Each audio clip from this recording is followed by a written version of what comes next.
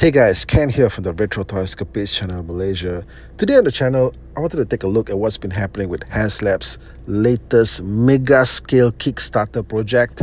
Now this is for the enormous, extravagant Actomobile from Ghostbusters. Alright, this is the 6-inch scale version of this super iconic vehicle that fans have been craving for. It seems like Hasbro's pulled out all the stops with this release. They've put in all the bells and whistles, and by bells and whistles I mean that this thing is fully electronic. Okay, it's got lights, sounds, any kind of blinking thing you can think of that the Actomobile can do, this thing can. Right, so it is the ultimate offering for fans. This thing is just chock full of so much museum quality detail, so much accuracy. It looks like it just drove straight out of the screen, okay, into your living room where your collection is. Okay. So anyway, this thing is definitely the ultimate. It comes with an interchangeable roof so that you can also recreate the ECTO-1A. So you can get two ECTOs. Basically an incentive for you to get two of these, okay, when you're backing it, so you can have both vehicles side by side. How about that? These guys thought of everything. And also you get all of the original team members thrown into the mix, all 4 members with the charcoal colored jumpsuits as seen in Ghostbusters 2. Now there are fans who definitely crave for this particular version of the suit, and then there are those that actually don't care for it at all. But either way, you can't deny the fact that these are exclusive only to this particular set. These guys also come with all of the accessories, the proton packs, the streams, you name it, all right? Now this set will also come with a pair of ghostly entities, including fan favorites like Slimer and the Library Ghost. Okay, I mean, man, this Library Ghost, I gotta tell you, okay, I honestly do not want this actually, staring down at me in my collection, okay, because this thing looks pretty terrifying, okay, I gotta admit, all right? Now, in return for all of this extravagance, they are asking for the ultimate price tag, all right? This thing is going for 399 USD, and I gotta tell you honestly, there's a lot of people they'll say that this thing is high, and yeah, it is, all right? But at the same time, Haslab has had a long history of charging that same amount or somewhere within that region for a lot of the G.I. Joe Kickstarters that involve 6-inch scale vehicles to date. And a lot of people also say that those things come with far less items up front. So by that comparison, it seems pretty obvious that these guys have been charging consumers that same amount for a pretty long time now already, okay? But except that now, it seems that with this particular campaign, it seems that they're running into some problems here because they've set a bar of 12,000 backers.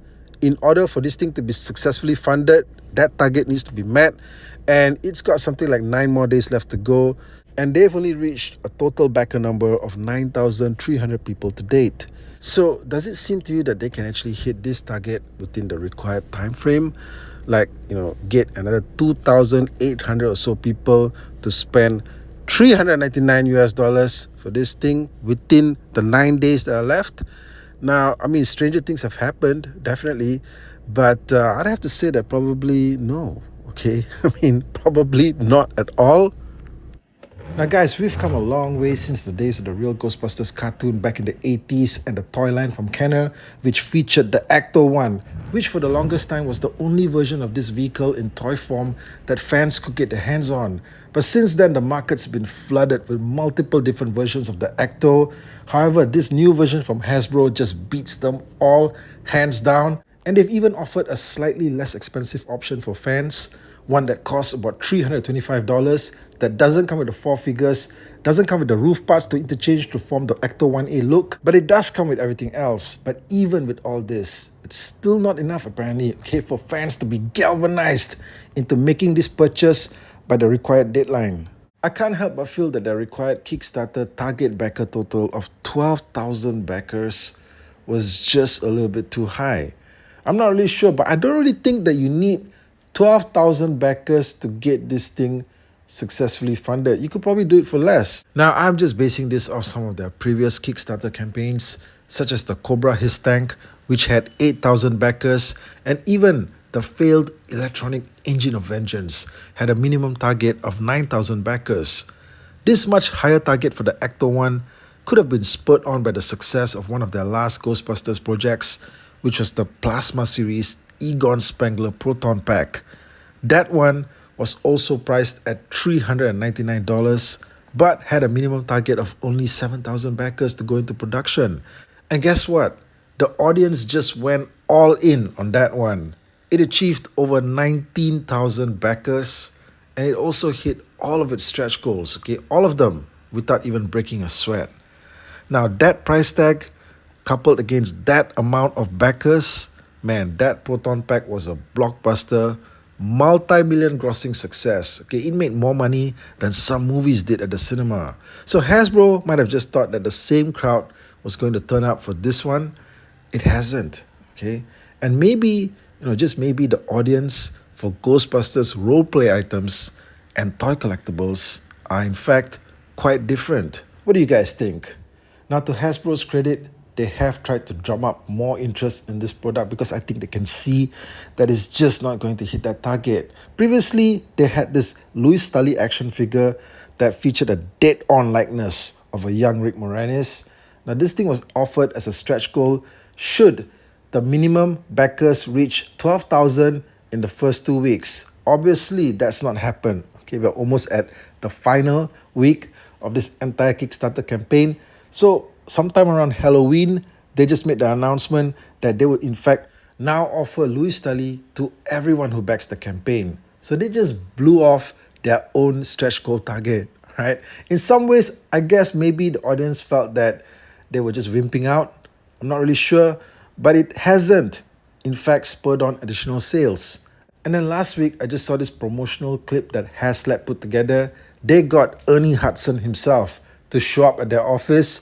Ernie Hudson, the original driver of the ECTO-1. Now, look, Ernie Hudson is just amazing, okay? He's an amazing actor, always a favorite. However, in this promotional clip that they put together, go watch it on their site, okay? He just looks, frankly, bored, all right? It's like the team is spurring him on, trying to get some kind of reaction from him. The first thing that you'll notice is that he really doesn't come across as somebody who's all that into toy collecting, perhaps. He just wasn't enthusiastic about any of it. And it is still cool, okay, to have Ernie Hudson with this 6-inch scale Actomobile in the same frame. But he didn't seem too excited about it. And at the end of the day, whatever they were hoping for from that promotional clip, it seems that it didn't work out either because the sales are still sluggish. Okay, so what's going to happen here, guys? Haslab has already shown us in the past that when something fails, they are never revisiting it again. That's happened with the Rancor, stuff like the Engine of Vengeance. You guys know it. So does this mean that this ECTO-1, if it doesn't hit its target, this version of the ECTO will be lost to another dimension for all time? Most probably, right? Of course, nobody wants something like that to happen. But I do feel that there should be a 6-inch scale version of the Actomobile that's available at retail for people to just purchase from the department store and not have to get as an exclusive. But what is the future going to be like if this thing fails? Where else can they actually revisit the Ghostbusters collectible franchise? Well, there is one item, okay? One item that I think probably is going to be the absolute ultimate offering, okay? Beyond even this toy car. And that is, of course, a 6-inch scale Firehouse playset. Guys, come on, you know that somewhere down the road, this thing could probably happen. Different companies have taken a crack at it over the years. Of course, starting with the iconic Kenner version, okay? Still an all-time favorite. We've seen the ones from Playmobil. And of course, Lego has taken a crack at it also. But never Haslab, okay, for their 6-inch scale action figure line. So probably, look, this could be the one thing to bring the whole toy franchise back if this ECTO-1 fails. Okay, who knows, guys? Let me know your thoughts in the comment section. What do you think is going to be the future of this ECTO-1 Kickstarter? Will this thing be able to garner up over 2,000 backers before its deadline, which is just a couple of days from now? Okay, guys, hit me up in the comment section. Let me know. As always, thank you for watching. Take care out there.